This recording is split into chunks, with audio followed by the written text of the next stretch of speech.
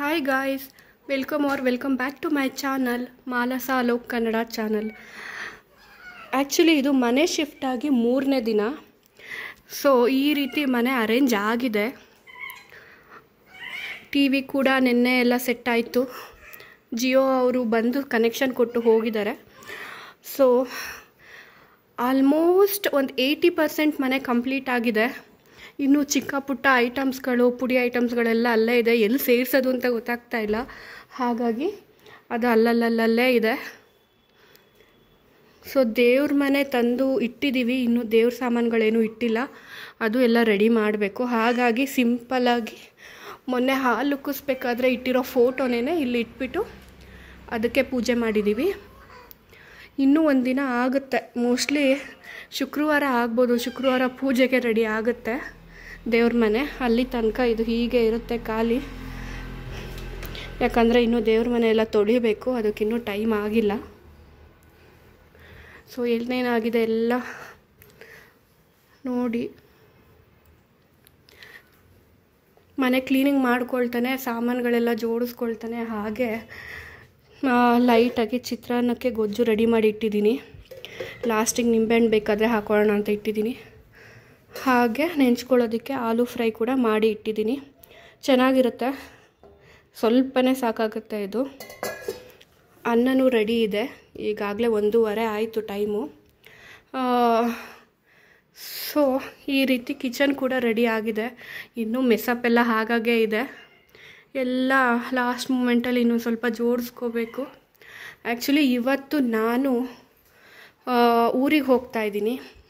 ಹಾಗಾಗಿ ಏನೇನಿದೆ ನನ್ನ ಐಟಮ್ಸ್ಗಳಂದರೆ ಕಿಚನ್ದು ಮೇನ್ ಇದೆ, ಅದೆಲ್ಲ ಜೋಡಿಸಿಟ್ಬಿಟ್ಟಿದ್ದೀನಿ. ಇನ್ನು ಇದು ಎಕ್ಸ್ಟ್ರಾ ಚಿಕ್ಕದೊಂದು ರೂಮ್ ಇದೆ. ಇದರಲ್ಲೆಲ್ಲ ಇನ್ನೂ ಟೇಬಲ್ಗಳು, ಲ್ಯಾಡರು ಅದೆಲ್ಲ ಹಾಗೇ ಇದೆ. ಅದೆಲ್ಲ ನಮ್ಮ ಮಾವ ಅವ್ರು ಎತ್ತಿಡ್ತಾರೆ.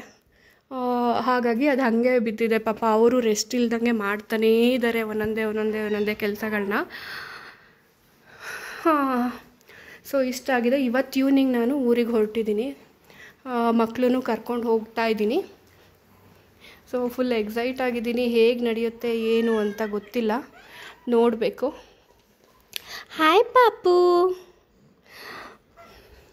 ಹಾಯ್ ಪಾಪು. ಸೊ ಒಬ್ಳು ಮಲ್ಕೊಂಡಿದ್ದಾಳೆ, ಒಬ್ಳು ಎದ್ದಿದ್ದಾಳೆ. ಇದು ನಮ್ಮ ಅತ್ತೆ ಫೋಟೋ. ಇನ್ನೂ ಅದನ್ನು ಹಾಕೋದಕ್ಕೆ ಇದೇ ಜಾಗದಲ್ಲಿ ಹಾಕೋಣ ಅಂತ ಅಂದ್ಕೊಳ್ತಾ ಇದ್ದೀವಿ. ದೇವ್ರ ಮನೆ ಸೆಟ್ ಆದಮೇಲೆ ಈ ಫೋಟೋನ ಅಲ್ಲಿ ಜೋಡಿಸ್ಬಿಟ್ಟು ಈ ಅತ್ತೆ ಫೋಟೋನ ಅಲ್ಲಿ ಹಾಕೋಣ ಅಂತ ಇದ್ದೀವಿ. ಸೊ ಹೀಗಿದೆ ನಮ್ಮ ಮನೆ ಪರಿಸ್ಥಿತಿ ಇವಾಗ. ಇನ್ನೂ ಯಾರ್ದು ಸ್ನಾನ ಆಗಿಲ್ಲ. ಸ್ನಾನ ಆದಮೇಲೆ ಮತ್ತೆ ಇನ್ನೊಂದು ಸತಿ ನಿಮಗೆ ಸಿಗ್ತೀನಿ. ಅಲ್ಲಿ ತನಕ ವೀಡಿಯೋಸ್ನ ಕಂಟಿನ್ಯೂ ಮಾಡ್ತೀನಿ ನೋಡಿ. ಹಾಗೆ ಮನೆ ಶಿಫ್ಟಿಂಗ್ ದಿನ ಹೇಗೆ ಐಟಮ್ಸ್ ಎಲ್ಲ ತೊಗೊಂಬಂದರು ಅಂತ 1-2 ನಿಮಿಷದ ಕ್ಯಾಪ್ಚರ್ ಮಾಡಿದ್ದೀನಿ, ನೋಡ್ಕೊಂಬನ್ನಿ. ಆಮೇಲೆ ವ್ಲಾಗ್ನ ಮುಂದುವರ್ಸೋಣ.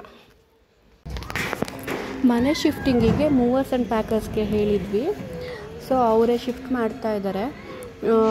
ಸ್ವಲ್ಪ ಯಾಕೋ ಈ ಸತಿ ಬಂದವರು ಅಷ್ಟು ನನಗೆ ಕರೆಕ್ಟಾಗಿ ಮಾಡಿದ್ರು ಅನ್ನಿಸ್ಲಿಲ್ಲ. ಯಾಕಂದರೆ ತುಂಬ ಗ್ಲಾಸ್ ಐಟಮ್ಸ್ ಎಲ್ಲ ಒಡೆದೋಗಿದ್ವು, ಗ್ಲಾಸ್ಗಳು ಒಡೆದೋಗಿದ್ವು. ಎಲ್ಲ ಬಬಲ್ ರ್ಯಾಪರಲ್ಲೇ ಕಟ್ಟಿದ್ರು. ಅವರು ಎತ್ತೆತ್ತಿ ಎಸಿತಾ ಇದ್ರು ಬಾಕ್ಸ್ಗಳನ್ನ. ಹಾಗಾಗಿ ಎಲ್ಲ ಹೊಡಿತಾ ಇದ್ವು. ಹಾಯ್ ಚಿನ್ನು, ಹಾಯ್ ಚಿನ್ನು. ನಾನು ವೀಡಿಯೋ ಮಾಡಿ ಮುಗಿಸೋ ಅಷ್ಟೊತ್ತಿಗೆ ಆಗಲೇ ಪಾಪು ಎದ್ದು ಕೂತ್ಕೊಂಡಿದೆ. ಬಳೆ ನೆನ್ನೆ ಆ್ಯಕ್ಚುಲಿ ನಮ್ಮ ಅತ್ತೆಯವರ ತಂಗಿ, ನಮ್ಮ ಚಿಕ್ಕತ್ತೆ ಬಂದಿದ್ದರು ಪಾಪು ನೋಡ್ಕೊಳ್ಳೋದಕ್ಕೆ ಅಂದ್ಬಿಟ್ಟು, ಸ್ವಲ್ಪ ಸಹಾಯ ಆಗುತ್ತೆ ಅಂತ.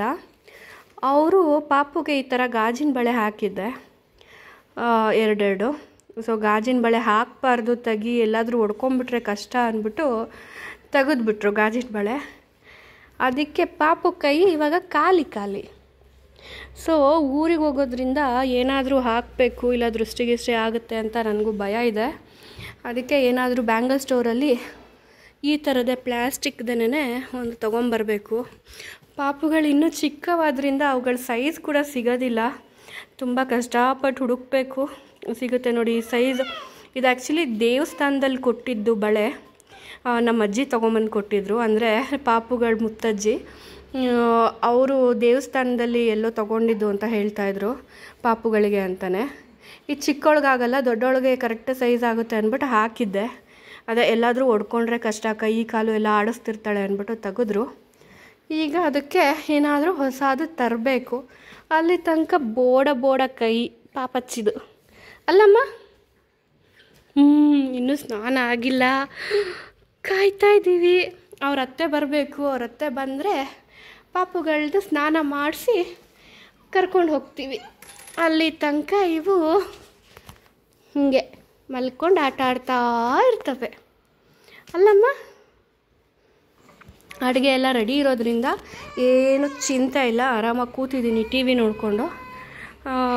ಮಧ್ಯಾಹ್ನ ಮೇಲೆ ಊಟ ಮುಗಿಸಿ ಪ್ಯಾಕಿಂಗು ಕೂಡ ಎಲ್ಲ ಆಗಿದೆ. ಅದೇ ಸ್ನಾನ ಗೀನ ಮಾಡಿಸಿ ನಾನು ಸ್ನಾನ ಮಾಡಿಕೊಂಡು ಹೊರಡಬೇಕು ಅಷ್ಟೇ ಪೆಂಡಿಂಗ್ ಇರೋದು.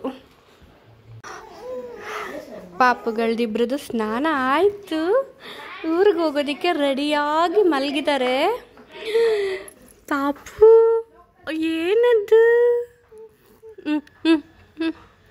ಎಷ್ಟು ಜೊಲ್ ಸುರಿಸ್ತಾಳೆ ಅಂದರೆ ಇವಳು. ಗಾಡಿ ಓಡಿಸೋದು ಬೇರೆ ಕಲ್ತಿದ್ದಾಳೆ ಈಗ. ಬೂ ಅಂತ ಬಟ್ಟೆ ತಿನ್ನೋದು, ಬೆಡ್ಶೀಟ್ ತಿನ್ನೋದು ಎಲ್ಲ ಮಾಡುತ್ತೆ ಈ ಪಾಪ ಏನು ಮಾಡುತ್ತೆ ಗೊತ್ತಾ, ಬೈಕ್ ಓಡಿಸ್ತಾಳೆ. ಅಮ್ಮ ಕೈ ಮೇಲೆ ಲಿಂಬಿಟ್ಟಿದ್ದಾರೆ ಅಮ್ಮ. ಇವಳು ಬೈಕ್ ಓಡಿಸಿದ್ರೆ ಇವಳು ಹಿಂದೆ ಕೂತ್ಕೊಂಡು ಸೌಂಡ್ ಕೊಡ್ತಾಳೆ ಬುರ್ರ ಅಂತ. ಓಕೆ, ಟೈಮ್ ಈಗ 5:30 ಆಗ್ತಾ ಬಂತು. ಎಲ್ಲ ರೆಡಿ ಆಗಿದ್ದೀವಿ. ಲಗೇಜು ಕೂಡ ಎಲ್ಲ ರೆಡಿ ಆಗಿದೆ. ಒಂದೊಂದೇ ಬರ್ತಾ ಮೇಲಿಂದ ಕೆಳಗಡೆಗೆ ಬರ್ತಾ ತೊಗೊಂಬರ್ತಾ ಇದ್ದೀವಿ. ಸೊ ಲಾಸ್ಟ್ ಮೂಮೆಂಟ್ಗೆ ಅಂತ ಹಾಲು ರೆಡಿ ಮಾಡಿಟ್ಟಿದ್ದೀನಿ, ಟಿಶ್ಯೂ ಪೇಪರ್ಸು ಎಲ್ಲ ರೆಡಿ ಇದೆ. ಎಲ್ಲ ಬಿಸಿನೀರು ರೆಡಿ ಇಟ್ಕೊಂಡಿದ್ದೀನಿ. ಸೊ ಹೊರಡಬೇಕು. 6 ಗಂಟೆಗೆ ಮನೆ ಬಿಡೋಣ ಅಂತ. ಅಲ್ಲಿ ತನಕ ಇವ್ರು ಏನು ಮಾಡ್ತಾರೋ ಗೊತ್ತಿಲ್ಲ, ಮಲ್ಕೊಳ್ತಾರೋ ಎದ್ದೊಳ್ತಾರೋ ನೋಡಬೇಕು. ಚೇಮ್ ಮಾಡ್ತಾರೆ ಎಲ್ಲರೂ ಪಾಪಚ್ಚಿಗೆ.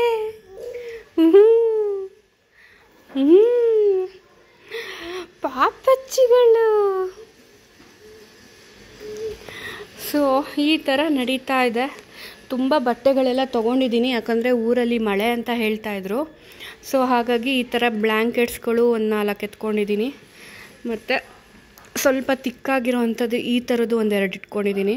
ಫುಲ್ ಅವ್ರಿಗೆ ಕವರ್ ಆಗೋ ಥರ ಬಾಡಿ ಸೂಟು ಅದೊಂದು 2 ಇಟ್ಕೊಂಡಿದ್ದೀನಿ, ಇಬ್ರಿಗೂ ಒಂದೊಂದು ಅಂತ. ಮತ್ತು ಬಟ್ಟೆಗಳು ಅಷ್ಟೇ ಎಲ್ಲ ಫಂಕ್ಷನ್ಗೆ ಹಾಕ್ಕೊಳ್ಳೋ ಅಂಥದ್ದು ತುಂಬ ಇಟ್ಕೊಂಡಿದ್ದೀನಿ. ಮನೇಲಿ ಹಾಕ್ಕೊಳ್ಳೋ ಡೈಲಿ ಯೂಸದು ಹಾಕ್ಕೊಂಡಿದ್ದೀನಿ. ಸ್ವೆಟರು ಎಲ್ಲ ಇಟ್ಕೊಂಡಿದ್ದೀನಿ.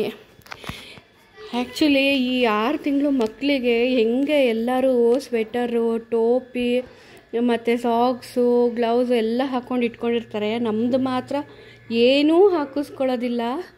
ಏನು ಹಾಕೋತಿಕ್ಕೋದ್ರೂ ತೆಗ್ದು ಎಸಿತಿರ್ತಾಳೆ. ಒಂದು ಬೆಡ್ಶೀಟ್ ಕೂಡ ಇಡಿಸ್ಕೊಳ್ಳಲ್ಲ ನೋಡಿ. ಹಾಕಿದ್ರೆ 1 ನಿಮಿಷ ತೆಗೆದು ಯಾಕೆ ಎಸಿತಾಳೆ.